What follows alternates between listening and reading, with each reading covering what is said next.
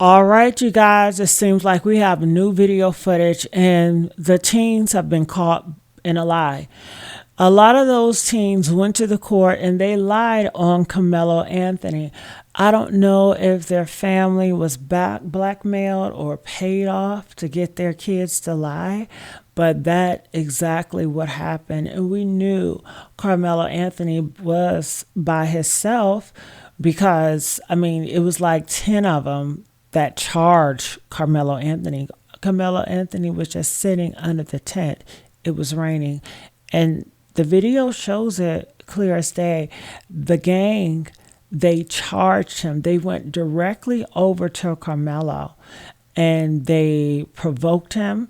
They put hands on him and he was afraid and he defended himself, and he had, I believe, I don't know the tool that he had. He had a tool on him and he used it in self-defense, and he got afraid and he, ran off because he was like, I don't know what these guys would do. There's so many of them. So this is where we are now. People are saying it's new video footage, it's new angles that is telling a different story. That's telling that the teens, they lied. They lied. Yes, they did. They lied. So let's look into it. I love doing reactions with you guys. Make sure you guys like, share, subscribe here.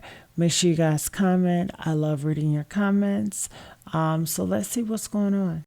Look carefully. Right underneath the tent, you're going to see some shoving, and then you're going to see Carmelo pop out, and they're going to highlight. Here we go. That's Carmelo right there. Memorial tent over there, guys. All right. He put his hands on me. I told him not to. He put his hands on me. All of the witnesses' statements were inconsistent. All of them. His father says the court of public opinion had made up their mind about his son long before the trial began. How about Minister? Y'all think I'm a saint? I'm no saint. I'm as human as you. I have emotions. Just because I'm a Christian doesn't mean I don't sin, because I don't walk on water and I don't turn into wine. And anybody else can, step up.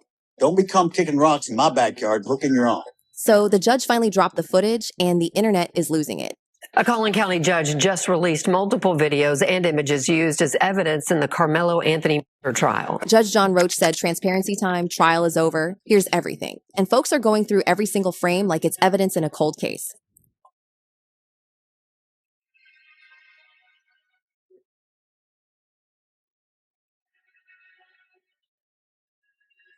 We talking surveillance from 5 cameras, police body cam from the arrest, 911 calls, crime scene photos, and images of the actual knife.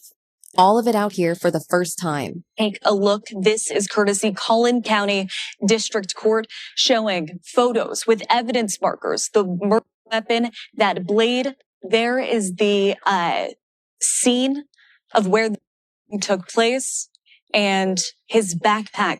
But here's the thing that got everybody hot.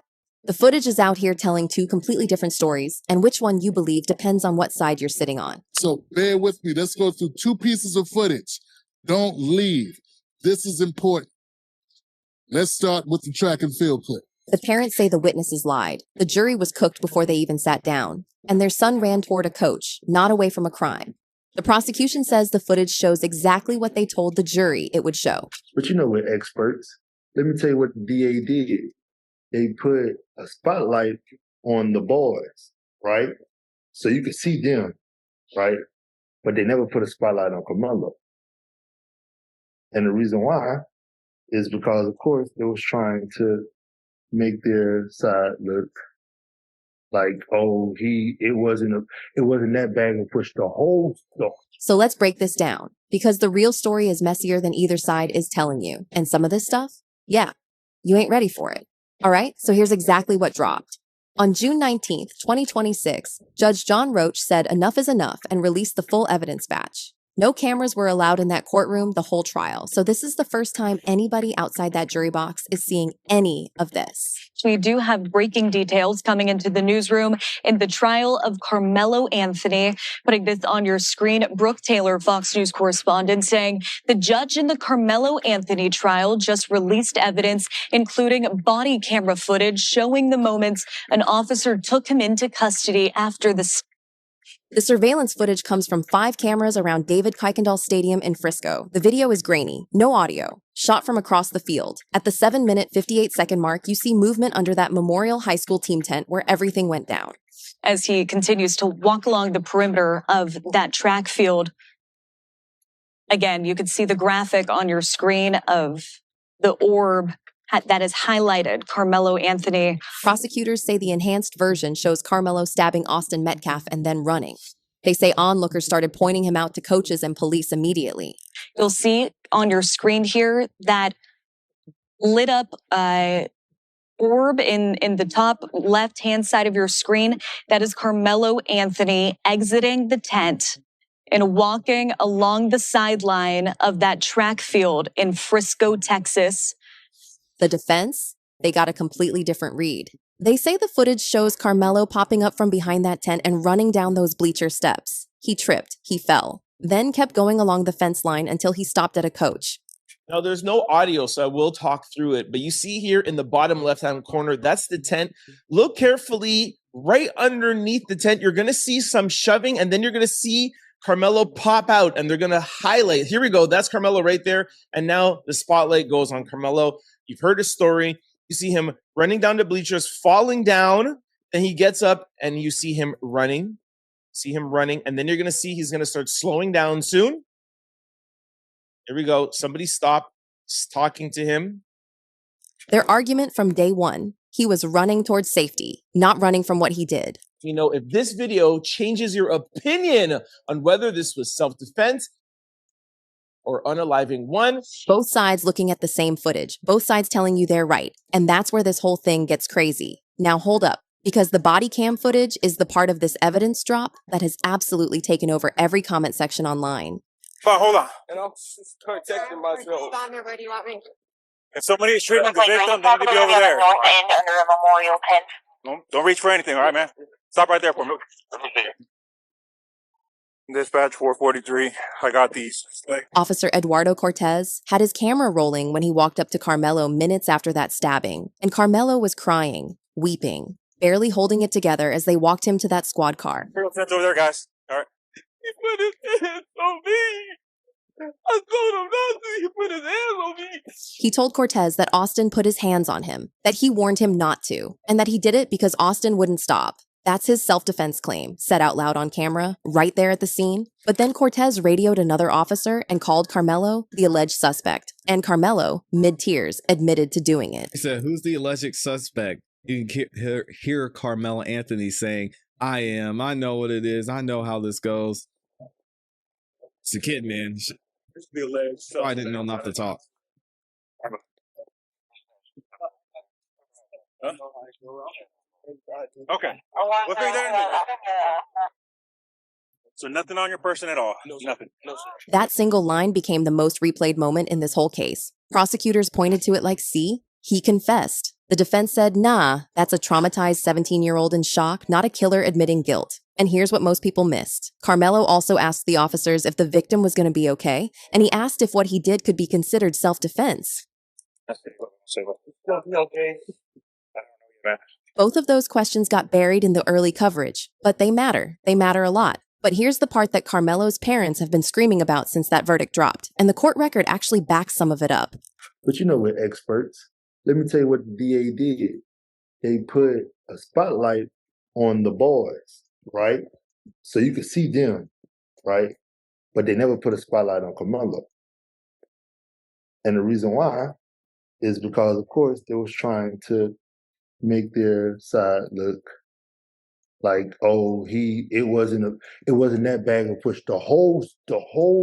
One of the key defense witnesses was a 17-year-old teammate of Karmelo. Originally, he told police he saw Karmelo surrounded by about 20 people before this even happened. That's a massive detail for the self-defense argument. But when the prosecution cross-examined him and showed him the surveillance footage, he walked it back, said he couldn't really tell when exactly the surrounding happened. A second student witness also testified he saw a push into Karmelo. Prosecutors showed him the same footage. He reversed course too. All of the witnesses' statements were inconsistent. All of them. His father says the court of public opinion had made up their mind about his son long before the trial began. Now the parents' position is these witnesses didn't just make mistakes, and jurors already had their minds made up before they even sat down. When he walked out of the jail, if you looked at the news all last year, he was already convicted. If you look at it, it was already done. It was no innocent until proven guilty. He was already guilty. But it gets worse, way worse. Karmelo's friend, the one who reportedly invited him into that tent, he was one of the ones who jumped him, and he recorded the incident. Or seriously body, huh? Yeah. Oh, they were trained jujitsu fighters too. And so the video that you all that they showed in court, it shows him running away from. Yeah, he ran to the teacher. The teacher said that the teacher he ran to a guy, and the teacher he ran to actually he hugged him because Karmelo, he's not like that. He hugged the guy. Like, he was freaking out. He hugged the guy. Then that same friend got on the stand and denied even being friends with Karmelo, said they weren't cool like that. But then pictures came out showing them hanging out together. Good friends, close friends, and he still testified against him. He told jurors Anthony became angry, challenged Austin to move him, and appeared to be provoking a confrontation before Austin put his hands on him. He described Austin falling backwards, lifting his shirt, and yelling that he'd been. He also said he and Karmelo Anthony were not good friends. But on cross-examination, the jury was shown photos of the two together at parties, social gatherings, and at a track meet weeks before. This was in an effort to show that they were much closer than the witness acknowledged. And then when asked why he didn't intervene, he said he really didn't know. And why he didn't tell his teammates that he knew Anthony to calm everyone down. That's crazy. That's genuinely crazy. And through all of this, Austin Metcalf's father, Jeff, has been out here throwing hot jabs at Karmelo's parents. Anthony, Kayla, you're cowards. You wouldn't even show up for your son's sentencing or victim statement impacts. You abandoned your kid. You left him there. I guess he's no more use to you because you can't get any more GoFundMe money or GoSendGo money. You are grifters. You should be ashamed of yourself. You raised that child. And I swear to God, CPS for sure check on those other three that you still have. He is blaming the Anthony parents for making this a race war, saying he's been getting death threats, harassment emails, texts calling him every name you can think of. The display of adults on the internet. If your children saw how you acted, would you be proud? Or is that what you teach them? Do you teach them that racism is okay? Do you teach them? Do you program your kids to hate? From day one, I said this was never about race. Please don't make it about race and don't politicize it. After the verdict, he finally spoke out, said he still receives threats to this day. Then he went on a spiral, insulting everybody he possibly could. I'll tell you right now, Charleston White, you think you're funny? We'll see who's laughing. Drew Anthony, you're a p- and a coward, and you raised one. Kayla, you drunk bitch. What'd you do to that boy to make him somebody? My God, what kind of mother are you? Hey, Kevin Hayes, fire. Day after it happened, how many lies did you sit and type up on your keyboard, you big keyboard warrior? You a big tough man. You still live in Baton Rouge? Remember you said you'd come to Frisco, buddy? You're supposed to find me. I told you we could sit down and talk. That's all you do. Talk, Mr. Squeaky Clean. You're the only one in your family without a damn record. I guess that's something to brag about in your culture. You people hang your hat on the dumbest shit I've ever seen. And if that wasn't spicy enough, he started throwing racist insults at Karmelo too. He got a new name for Mello, okay? Because he was such a little boy y'all were trying to portray. How about Watermelon Felon? How's that one strike you? I hope he enjoyed his first night in that cell last night. Because he's going to have many nights to think about what he did. I forgave him, so I don't carry the hate and the anger. How poetic justice is served. You just threw up a big softball and knocked it out of the park. Thank you for making it so easy for me. So you can live with your lie if you want to. But my truth is forever. Just like the fact your son is a convict, forever. Forever is a long time. The Anthony family, on the other hand, has stood on their truth. They saying the footage proves that Austin Metcalf attacked their son, that their son was just trying to protect himself. Whole thing moved. Even the guy EP said in his statement, it was so bad to where it pushed him out the way. Because he's some pretty big kids. Mm-hmm. They're real big. They're bigger than me, actually. So it's like